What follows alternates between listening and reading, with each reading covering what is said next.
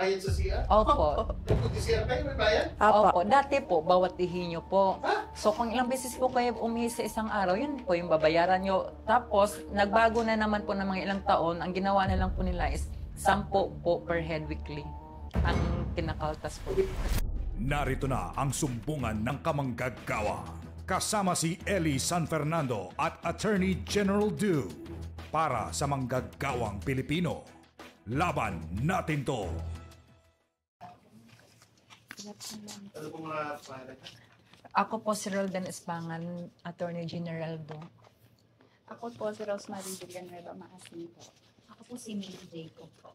Ano pong kumpanya nga kayo? Gold Price Food Manufacturing Gold po. Price. Saan Opo. lugar ito? Pasig po. Okay. Kayo yung na-refer ni Clem, no? Opo, sir. Opo. So, anong pag-refer ba namin, sir? Humingi po kasi kami ng tulong sa inyo, sir.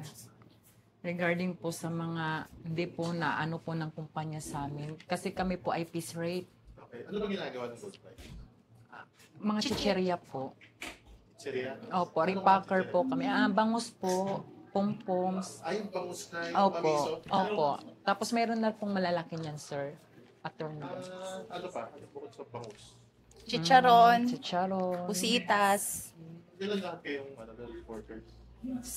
Kami pong mga piece rate. Sa amin po, 65. Ilan po sa Casual. inyo? Ay, sa inyo pa lang. Sa 65 sa amin, amin. 30 plus kami. 30 plus po Sa sila. inyo? Hindi, ganun din po. Tapos Magkakasama. may mga arawan din po. Dalawang building po kasi. So, magkahiwalay, merong piece rate na Hindi po, wala po kaming arawan sa repacker po. Ang arawan lang po namin yung mga Sa production, production lalaki po. po. Opo. Pero kayong repacker, piece rate lahat. Opo. Magkano ba yun sa inyo? Depende po. Kasi sa galaw po kasi, Attorney Do, mayroon po akong kasama dyan na 35 years na po siyang nagtatrabaho. Medyo may edad na rin po. Tapos, ang nagagawa niya lang po is 60 big bag. So, kumikita po siya ng 300. 300. Kami. 300 ay, higit ano po. yan? 8 oras ba yan? Opo, nito lang po yung naging 8 oras. Pero yung 8 oras na po yun, sir, ano po yun, sir, ha? Mababa po. Sinasahod nila 350 po. So, sa 8 oras, 60 bags ang kaya niya. Opo. May repack. Opo. Opo. Kada ma-repack niyang bag, magkano ba yun sa kanya? 650 po isang big bag 6 po. pesos and 50 centavos. Apo. May repack. Maliit, malaki po kasi yun, sir. Yung maliit, 750. Opo. Tapos yung maliit na bangos, yun po yung 650 po. Tapos ang laman po sa loob ng big bag, sir, is 200 pesos po. So, pag nakagawa kami ng ganun po, sa isang big bag is 200 pesos, meron na po kaming, sa maliliit po na bangus is 7.50 po. Grabe. Ilang taon ba na kayo siya sa court? Ako po, 10 years po. Ako po, 21 years po. Ako po 8 years. Tatagal nyo na? 9 years ka na dyan? Parang batang pa. Ano po, sir, sa totoo lang, 14 years old po akong nagtatrabaho. Dati po kasi So, papalit. minor ka pa lang, doon ka na? Opo. Kaso nga lang contractual po kasi noon. Tapos nung pag-upo po ni former Rodrigo Roa Duterte, yung 2016 po, nahinto na po yung palipat-lipat Kaya po. bawal yung contractualization, parang gano'n. Opo. So, parang niregular kayo. Hindi po kami regular, sir. Opo. Opo. Hindi po pa po kami in-absorb. Pero dati kaming direct, sir. So, yung Gold Price Agency ito, tama? Hindi po. Ang agency po namin is... Eros Gold po ang pangalan, sir. So, meron pa kayong ibang nagpapasweldo sa inyo, Rose Gold? No, hindi po. Gold price rin lang po ang nagpapasahod talaga sa amin. Ang payslip nyo, Gold Price? Rose Gold. Ang payslip kasi namin, sir, sulat kamay. Tapos yun Opo. yung inano namin, ni-request namin sa DOLE nung na-inspect kami. Tapos nung din Opo. kami nagsena sa DOLE na gusto namin yung yung payslip namin, yung kung ilang araw pasok namin, kung ilang yung rate namin, yung ganun, sir. Wala kung ano yung So, parang sinusulat na kinakaltas. kung magkano yung Opo, kitain mo sa... kamay lang po. Weekly ba yan? Opo, sir. weekly po. Yung weekly kita, sir, yun lang yung nakasulat dun, sir. Tapos yung date, yun lang po, sir. Tapos yung kaltas na, marami na kaming kaltas. Ano kailangan ka, sir? Mga illegal deduction po. Hindi, anong klaseng... Ano Okay po. CR po. CR? Opo. Bayad sa CR? Opo. Pag mag-CR kayo, may bayad? Opo. Dati po, nung piso-piso po, bawat ihi nyo po. So, kung ilang beses po kayo umihi sa isang araw, yun po yung babayaran nyo. Tapos, nagbago na naman po ng mga ilang taon, ang ginawa na lang po nila is 10 po per head weekly. Ang kinakaltas po nila. Umiikat hindi. 10 pesos. Opo. Automatic Absent po ka yun. man o hindi, automatic po yung 10 pesos. Sino may-ari niyan? Si Marcelino Lee po. Si. Si, Marcelino Si, so Chinese. Opo. Tapos, anong ibang negosyo niya? Mga Marami silang chicheria po. sister company Opo, po. sister So, company. yung mismong, yung bangus na sinasabi niyo, yung gold price talaga ang ano niya. ang Opo. production niya. Opo. At saka, Attorney Do, yung nalaman po namin nung umano po kasi kami sa Dole, Attorney Do, nalaman po namin yung agency namin is wala po silang DO 174. So, hindi rehistrado. Opo. O then, talaga, illegal talaga ginagawa Opo. ng Tapos, inamin din po nung, may pastor po kasing kumausap sa amin, sir, nung, kailan lang yun? Tuesday. Nung Tuesday Pastor. po. Opo. No, Parang inamin niya illegal naman po, pong sir. illegal yon na so in-offeran po kami ng 100 per head. 100K po. Tapos magre-resign na kayo. Parang ganun. Opo. Aalis Alis na po na. kami, Automatic sir. na kami agad. Kasi, ang kasi, sabi ng management is pangit na po yung relasyon namin. So, ang gusto po namin mangyari, ilaban na lang po, Sino sir. pastor yun? Oliver Lee. Oliver Lee. Lee. Dilag. Pastor siya ng ano? Christian po. Ano siya? Legal Paralegal counsel. po siya, Paralegal, sir. opo. Paralegal daw po siya. Paralegal ng company. Opo. Opo, parang ganun po, sir. Hindi Tapos kaya- pastor daw po siya. pastor Yes siya? po, pastor Opo. din po siya. Siya ulo pala siya. Hindi kami binibigyan po ng pagkakataong magsalita. Tapos ano pa ang... Pero may mga regular dyan sa World Prize. Mayroon Meron po, po. meron. Sa production. Opo. Ay, hindi. Sa piece rate po. Sa, Sa piece rate po, 18 po ang regular po. So may hindi regular na piece rate, tapos may regular na piece rate. opo. Walang monthly paid dyan. Wala po. Sa amin po, Sa amin wala. Sa wala. mga repacker po, wala po. Sa production, wala rin. Wala po. Sa opisina wala. lang po Sa ata mga yan. ano lang po, mga office staff. Pinapalo ko, no? May SSS period pag-ibig kayo. SSS Pag-ibig lang po, tsaka wala. PhilHealth. Pero may SSS PhilHealth. kasama ako diyang 15 years na po, na nandito po. 15 years na po siya, wala po siyang SS PhilHealth pati pag-ibig. Pero pinapapasa po siya kasi kami po kasi yung noon na nung nagpasa po kasi kami, Attorney Do, kinakaltasan po kami noon tapos walang pumapasok. So ngayon, nung nag-implement na po ulit sila ng ganyan, yung iba natakot na rin po kasi baka hulog ng hulog. Ay, kaltas ng kaltas, wala Hindi pong naman inuulo ihulog. sa SSS. Opo. Pero wala, doon sa inyong payslip na handwritten, may nakalagay ba doon, kinapos ang kay SSS? Meron Opo. Simula na po nung 2021 po, doon nag-umpisa yung may kaltas na kaming nakasulat na doon sa payslip namin po. 2021 na. Opo. Pero dati, kinakabos kayo, hindi nilalagay sa payslip. Naranasan ko nga po, nakaltasan ako dyan isang beses, sir, na wala pa akong number ng SS. Patong-patong ng payslip. Tapos sir, nung hindi pa kami nagrereklamo sir, kasi ngayon lang naman nila inano na yung 8 hours sir, simula nung nagreklamo kami tapos na-inspect yan. 14 hours po kaming nagjo-duty. Na walang overtime pay. Wala po. Wala po. Kasi piece rate nga po Opo. kami, sir. Yung ano naman po, kumikita kami ng 600, ganun. 14 hours po yun. Papa, hindi ko alam kung saan magsisimula, no? Sa dami ng violation ng World Prize at ni Marcelino. Si Marcelino, ano? Apo. Opo. Kasi putang na nangyayaman na nila, ang dalas pang api ng mga manggagawa. So ilang kayo lahat, nagkaso na kayo, di ba? Opo. Wala pa po. Ay, sa NLRC ngayon. Nag-volley wala lang po. po kami. For filing pa lang po kami sa For filing pa sa lang. NLRC. For filing pa Ilang lang. kayo lahat na magpa-file sa NLRC? 21 po. 21. Opo. Peace rate lahat kayo. Opo. Peace rate po. Alam niyo kasi, ito yan, para rin sa mga manonood nitong ano natin. Ang peace rate kasi, hindi yan ibig sabihin, hindi ibig sabihin na peace rate ka, hindi ka regular. Ang yung peace rate kasi tinatawag, yan ay manner of payment ng employer sa kanyang mga magagawa. Ngayon, meron tinatawag sa DOLE na time and motion study.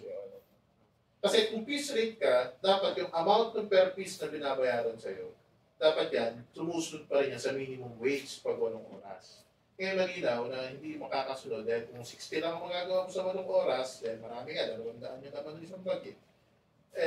Papatak na ng mga 300 pesos, so below yung minimum wage. Kasi minimum wage sa Metro Manila, nasa Metro Manila kayo, 695. Opo. So then, ibig sabihin yan, talagang ginugulangan kayo ng may-ari ng kumpanya doon pa lang sa presyo ng per piece. Kasi yan, dapat yan pinapa-approve sa DOLE yan, sa time and motion study. Sinabi ba ng DOLE sa inyo, bilang inspection? Opo. Sinabihan naman po ng hearing officer po, yung HR agency namin na hanggat wala kayong na-invite na NWPC po ba, tama po ba? National Wages Productivity Commission, opo, is dapat minimum po daw kami. Tama. Hindi naman po inano Ano ng... nangyari doon sa hearing, doon sa inspection na yun? Ang daming violation po. Opo. So, kinorek, anong ginawa ng DOLE? May pumunta pong 8 hours mandatory orientation po. Kailan na? Walang di nagkaroon ng kaso si Gold Price.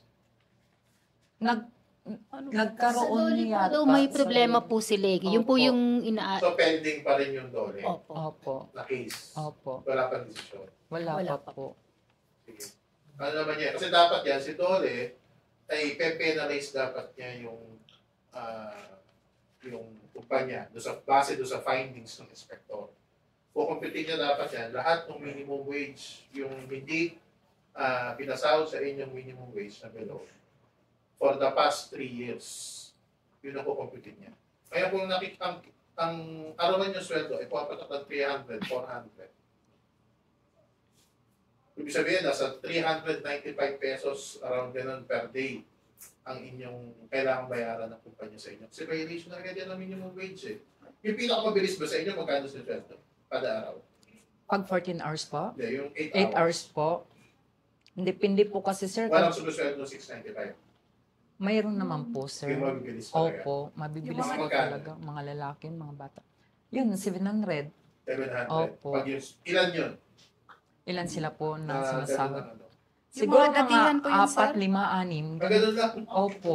4-5 lang. Opo. Pero karamihan talaga sa inyo, below 695. Opo. Hindi malinaw talaga na hindi talaga sapat yung per piece na binabayaran ni Gold Price. So ganito, sabi ko nga sa inyo, ibang issue yung piece rate at saka yung regularization. Kung 10 years, 21 years, 8 years na kayo dyan, regular na yan. No? It doesn't matter kung paano kayo bayaran. So ang ikakaso natin, una, regularization. No? Para itrato kayo regular kasi sinasabi nyo, meron isang agency na na sinasabi nila, malamang yan sa papel, empleyado kayo ng agency. Pero yun, walang DO 174 na rehistro, illegal yung agency na yun. At malamang yan, baka kasabot pa nga nung may-ari ng Gold Price yan. So, ano yun natin? I-profile natin yan, regularization, violation ng minimum wage, at saka yung non-payment ng SSS with at pag-ibig. Meron naman na naka-assign sa inyong paralingan na Mayroon sino po. bang naka-assign? Si Sir Mark po. Si Mark din. Kasi malapit yan. Tagatagin yan si Mark din. Assist namin kayo. 21 kayo lahat magkakaso. Huwag kayo mag-alala. Malakas ang kaso niyo. Dahil DOLE na nga mismo nagsabi eh. Kailangan rin natin i-follow up yung inspection nyo sa DOLE. Kasi dapat yan maglabas silang desisyon. Opo. Kami naman dito sa Tamanggagawa Party List. Nabit naman si Kong, di ba? Si Ellie. Opo. Ito naman talaga yung advocacy namin. Opo. So, expect nyo na hanggang dulo, tutulungan namin Opo. kayo dito Thank you sa... po, sir. Salamat po.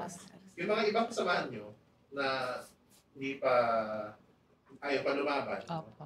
after nyo mag-file, sigurado ako lalapit kayo sa inyo.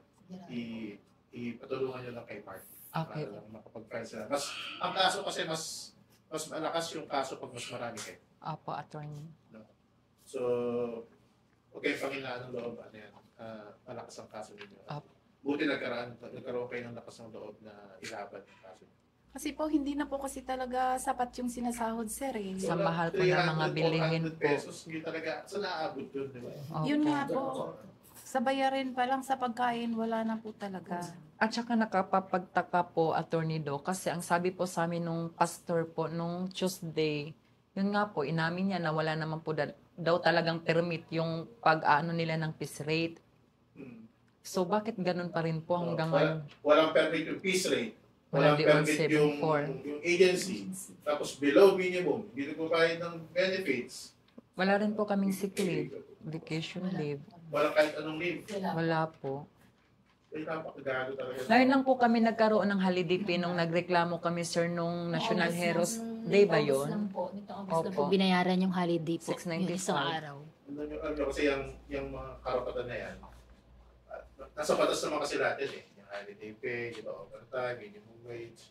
Ang problema, ang karapatan kasi na ay parang muscle yan eh. Pag hindi mo ginagamit, humihina ng humihina. Kaya tiyan mo, tuwing magre-reklamo kayo, biglang may pinabayaran, di ba? Kasi yung mga employer na ganyan, may mga mababait na employer ah. Pero marami rin mga gagong employer, katulad niyan, na kapag ka lulusot, pag hindi alam ng manggagawa yung kanyang karapatan, eh, aabusuhin. Kaya kapag ka nahuli, ayan, biglang mag-o-offer 100,000. Kasi sa maliit yun.